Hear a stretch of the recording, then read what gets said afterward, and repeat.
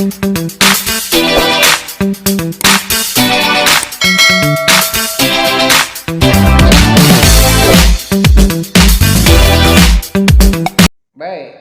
jadi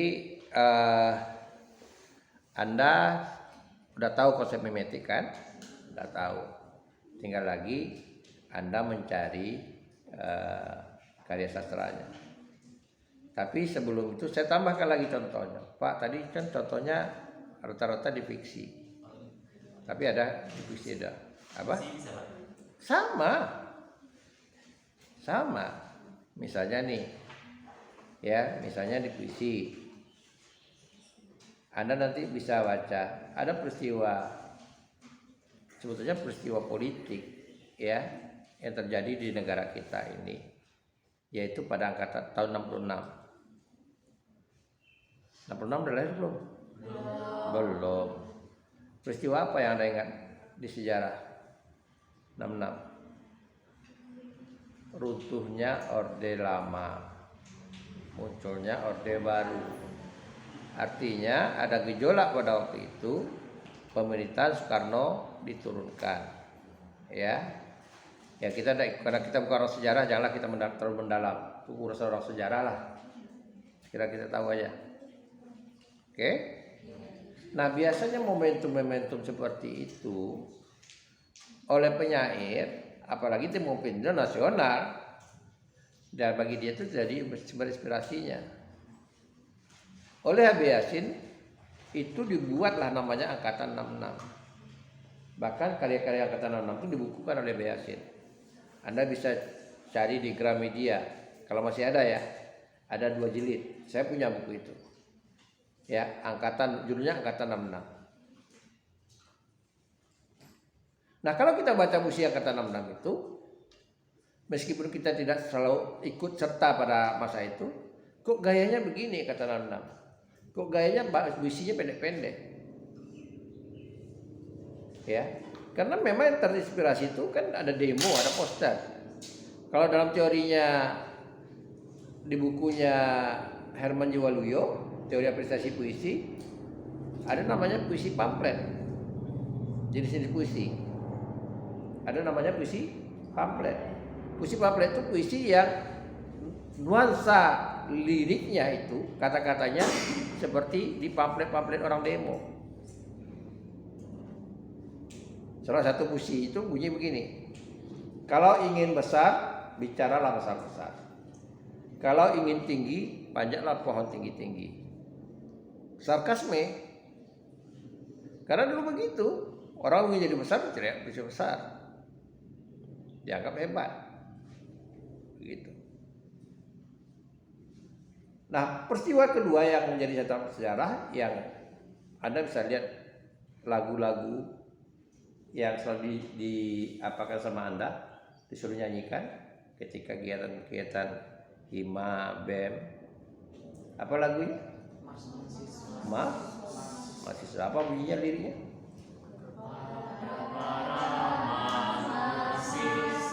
Iya, terus. Yang merindukan kejayaan kepada rakyat yang kebingungan di persimpangan jalan. Kesel dari situ. Tahu ada sumber liriknya itu? Inspirasinya tahu? Demo.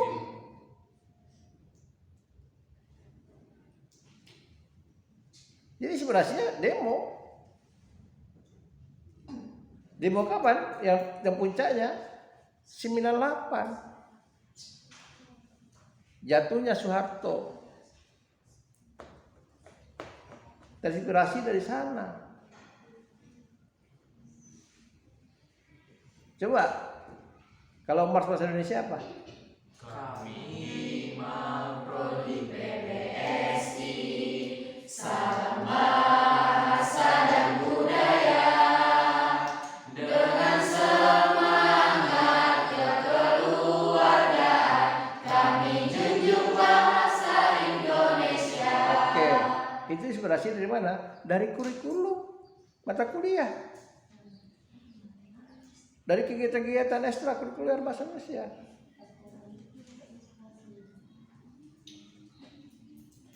Inspirasi dari sana. Itulah dikatakan kajiannya itu mimetik, mengaitkan. Lagu itu kan puisi. Tapi apakah dia masuk karya sastra? Kita lihat dulu. Memenuhi tidak syarat karya sastra. Paham? Jadi kalau ada katakan, Pak, lagu bisa nggak jadi konten? Bisa. Kenapa tidak? Anda tahu lagu Ebit Gade? Apa? Perjalanan ini. Tahu ada sumber inspirasinya?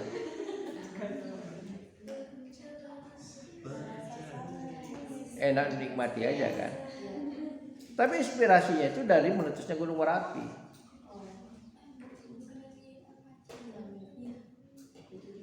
Asal mulanya dari situ. Tapi yang namanya bencana itu di mana-mana korbannya, konsepnya sama, korbannya sama.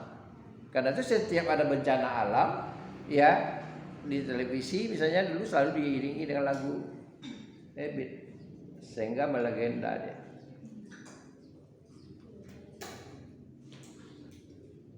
Di peristiwa itu. Anda tahu lagu Iwan Fals? Ibu. Apa coba nyanyikan? Ibuku sayang masih terus berjalan walau tapak kaki berudara penuh nanah. Itu inspirasinya. Saya kebetulan jumpa. Saya pernah jumpa loh dengan Ibu Iwan Fals itu. Benar. Saya pernah 2 minggu loh dengan Iwan Fals itu. Hampir hari-hari 2 minggu. Tapi satu foto pun saya tidak mau buat foto. Waktu itu saya wartawan. Nah, ceritanya begini. Dia pernah sore Pekanbaru ada kasus. Sebetulnya dia mulainya dari band pengiring Iwan itu tidak mampu mengiring dia di Tribuana. Jadi sebetulnya dia show 2 malam maksudnya. Yang promotornya teman saya, Wisi Marwin. Jadi ketika dia show di gedung itu bergema. Sound sistemnya tidak bisa melawan gema itu. Sehingga penonton ribut. Pengiringnya juga tidak pas sekali dengan irama Iwan itu. Ya. Akhirnya dia suruh pemain band itu turun, lalu dia nyanyikan lagu yang tidak pernah kalian dengar lagu itu. Itu zaman Soeharto. Lagu-lagu yang belum jadi direkamnya. Jadi lagu-lagu itu memang lagu-lagu yang kritisnya lebih tajam. Dia mengatakan ada satu lirik lagunya, dia katakannya Soeharto dan supir truk dari Bekasi. Mbak Tini katanya. Rambutnya dikonde. Mbak Tin itu presiden Bu Tin itu kan selalu rambutnya disanggul ada konde. Liriknya tajam sindirannya. Tapi menurut dia ketika dia nyanyikan di Jakarta biasa-biasa aja. Waktu itu Jenderal RB Munadi dia negur aja, Wan cukup. Tapi Jakarta loh, di daerah kan rawan. Jadi dihentikanlah dia punya pertunjukan. Ada kasus, lalu dia diperiksa di Korem selama 2 minggu. Saya baru tahu itu sejarahnya Iwan itu, kenapa dia berani, kenapa dia seperti itu. Ini kalau bicara mimetik ya, bicara genetik. Bapaknya itu tentara loh. Ya, tapi dia mau waktu itu tidak selesai pakainya kolonel atau letol. Cuman dia jalan ke gini. Bapak saya itu oleh Soeharto dikasih uang, nih jalankan koperasi Angkatan Darat. Lalu mertuanya Brigjen. Jadi istilah orang dulu anak tentara itu dikatakan anak kolong. Saya jumpa abangnya. Berbeda karakter abangnya dengan Iwan itu. Abangnya waktu itu kuliah di teknik. Kalau nggak salah di teknik kuliahnya. Jadi abangnya datang sama ibunya menyelesaikan kasus Iwan itu. Akhirnya tidak dilanjutkan. Akhirnya Iwan itu bisa pulang. Jadi dia ditahan 2 minggu di sini. Nah selama ditahan itulah pagi-pagi, kadang siang saya ketemu di hotel sama dia sampai ibunya datang. Gitu. Dan saya tahu persis, ya riwayat hidupnya dulu sampai dulu ya diceritakan. Kenapa dia begitu? Kenapa sampai dia dulu pernah jadi pengamen, malah anak tentara. Kenapa dikatakan namanya fales? Karena dia pernah dititipkan oleh orang tuanya ke TKI di Arab Saudi. Jadi dia pernah ya katanya namanya remaja mengisap atau apa kecanduan itu. Jadi terapinya oleh bapaknya diopor dia ke Arab Saudi. Dititipkan ke TKI di sana. Sehingga kan tidak bisa dia merokok, tidak bisa apa-apa kan. Nah ketika ibunya melihat, itulah diminta apa permintaannya. Dia minta gitar untuk mengisi kekosongannya. Nah Iwan yang tak pandai gitar, ini lah belajar gitar otodidak. Ini tidak pandai apa. Waktu itu ya, tidak ngerti dia not balok, tidak ngerti. Nah dia bergitar itu dengan suara yang fals, karena itu dilekat namanya Iwan fals. Iwan Sumbang gitu. Kan muncul di generasi dia ada lagi penyanyi namanya Dul Sumbang. Ada biasnya gitu. Iya, tapi lebih legendaris Iwan gitu. Jadi boleh ibu tadi boleh kita bicarakan misalnya dia kebetulan begitu dia sayangnya dengan anaknya, dia datang, ibunya yang datang mengurus dia. Ibunya itu dekat dengan Ibu Tin. Jadi dekat Ibu Tin. Karena itu ketika ibunya datang harus punya urus, orang bertahu siapanya Iwan, akhirnya dia dibebaskan 2 minggu di sini. Jadi itu kalau kita bicara lagu mimetik tadi, ya kita bisa apa lagu karya sastra. Itu HP baru atau HP lama? Biasanya HP baru yang kuat ya beli seperti itu. Jadi oke, paham? Jadi sekali lagi saya katakan kepada Anda baca karya, lalu inspirasinya dari mana? Ya, sudah jelas peristiwa itu tidak satu, ngerti? Tidak selalu hanya satu utuh peristiwanya, tidak selalu begitu. Tapi peristiwa yang sama di masanya itu saling mendukung karya itu. Paham? Jadi tidak satunya. Oh Pak, yang sama tidak ada Pak misalnya. Jadi tidak selalu peristiwa mimetik itu utuh, tidak selalu ya utuh gitu. Anda baca novel misalnya, ada novel dari orang sastrawan Riau almarhum udah Edi Ruslan P. Amariza, dia seorang penyair, seorang wartawan juga. Itu dia bicara tentang Mahato. Ada orang Rohul sini. Orang pasti ada tahu. Ada orang Rohul. Ini ada banyak calling kan mau pulang. Ada orang Rohul enggak? Siapa orang Rohul? Orang Pasir. Enggak ada ya. Ada daerah di Rohul itu namanya Mahato, Desa Mahato. Dulu ada tragedi di sana itu, perusahaan besar perkebunan merampas bersengketa tentang dengan masyarakat setempat.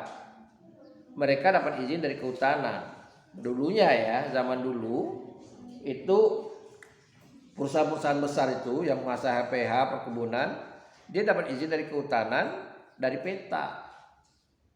Sementara di lapangan tidak. Itu kasus yang terjadi misalnya di Rakyat ya, Arara Abadi. Kan di petanya hutan, padahal di lapangan ada kuburan orang, ya ada rumah penduduk di sana. Sama kasus Batam. Batam itu dianggap itu pulau kosong. Padahal Batam itu pernah jadi pangkalan terakhir Jepang. Saya pernah jumpa peninggalan Jepang itu di situ. Di lokasi teman saya, namanya Mipon. Gitu. Jadi Mahato itu akhirnya ada perusahaan besar, saya sebut aja namanya Torganda dari Sumatera Utara. Ya, sekarang melanjutkan anaknya. Besar sekali perusahaannya. Iya, silakan. Mau berapa hari? Silakan. Jadi kasus itu ribut, ya. Masyarakat itu diserang oleh perusahaan, karyawan perusahaan. Bahkan konon ceritanya, saya tidak lihat, ya. Konon ceritanya sampai yang punya perusahaan itu mengatakan begitu, ya. Berapa duit kalian punya? Saya satu kerbau saya bakar dengan duit saya bisa masak kerbau. Begitu sombongnya perusahaan. Banyaknya duitnya. Bahkan konon katanya dari teman-teman yang datang ke sana, ya, dia mengatakan begini, perusahaan itu, oknum-oknum yang membakar desa itu, dibakarnya kambing hidup-hidup, jadi kambing itu lari, terbakarlah desa itu, dan heboh tuh di Riau. Nah, peristiwa itu dijadikan inspirasi bagi Edi Ruslan Pramariza. Kebetulan ada pula lomba penulisan novel di Jakarta. Ada, nanti bisa ditemukan, nanti judul novelnya Dikalahkan Sang Sapurba. Dikalahkan Sang Sapurba judulnya. Dikalahkan Sang Sapurba. Itu udah 3-4 orang yang sarjana. Ya. Teman saya S2 juga ada. Dikalahkan Sang Sapurba judulnya. Edi Ruslan Pramariza. Ya, inspirasinya itu dari kasus itu. Jadi kalau kita baca, ya dia ada unsur sejarahnya, peristiwa sejarah tentang artinya peristiwa yang sama terjadi lagi gitu. Sama dengan G13 kita ya. Nah, kira-kira seperti itu. Ya, kira-kira seperti itu. Nah, saya pernah baca kepada Anda ada puisi Taufiq Ismail, puisi reformasi, yang liriknya menarik sebetulnya, ya, sebagai bentuk sarkasme. Liriknya itu saya hafal sekali.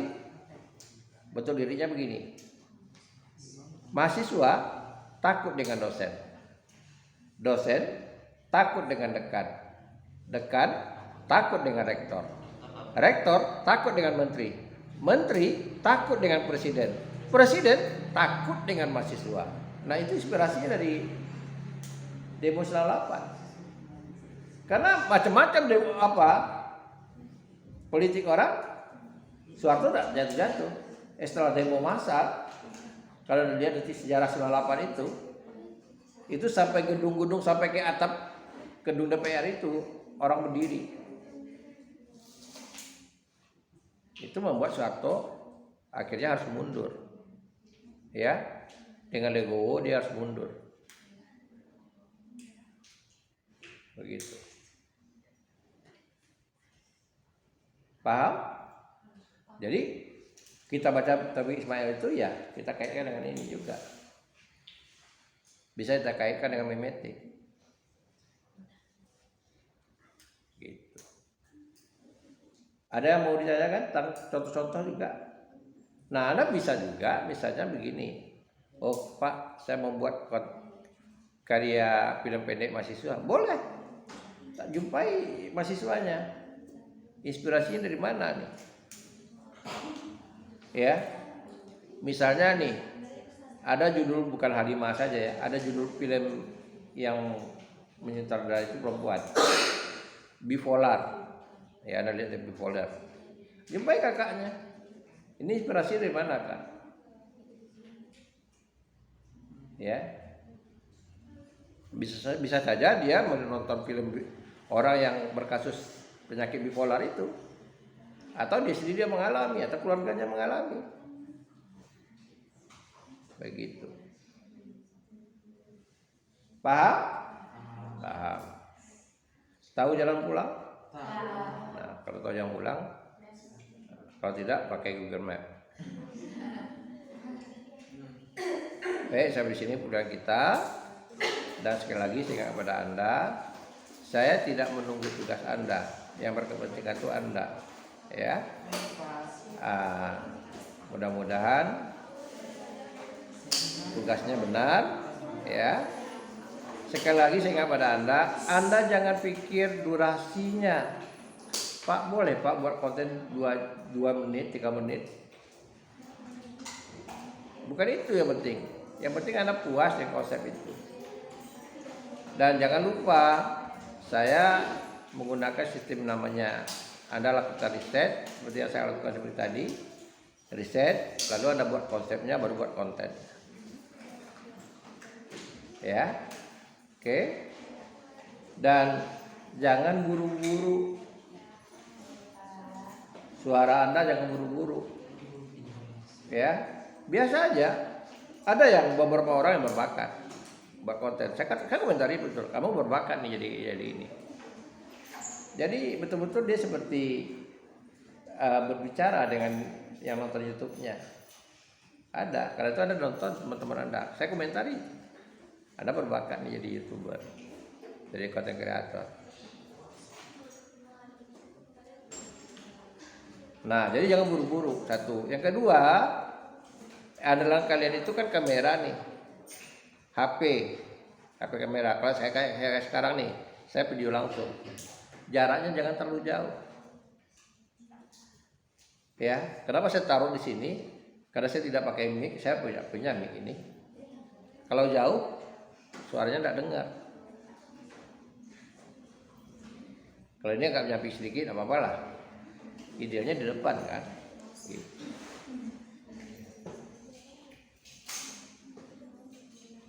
Nah, baik. Sama dengan cahaya, sebenarnya Anda belajar, bukan hanya belajar buat tugas saja. Anda lihat konten Anda ini gimana kok teman bisa bagus. Mungkin pencahayaannya, mungkin suaranya, pengambilannya. Karena kan kerja sendiri. Sama saya kerja sendiri. Gitu. Tapi saya mau cepat, nak saya edit lagi. Ya. Kadang-kadang nampak jari saya tutup kamera gitu. Harusnya saya potong gitu, tapi waktu masalahnya. Baik, sampai di sini dulu. Kita udah pukul 9 kurang 10 menit.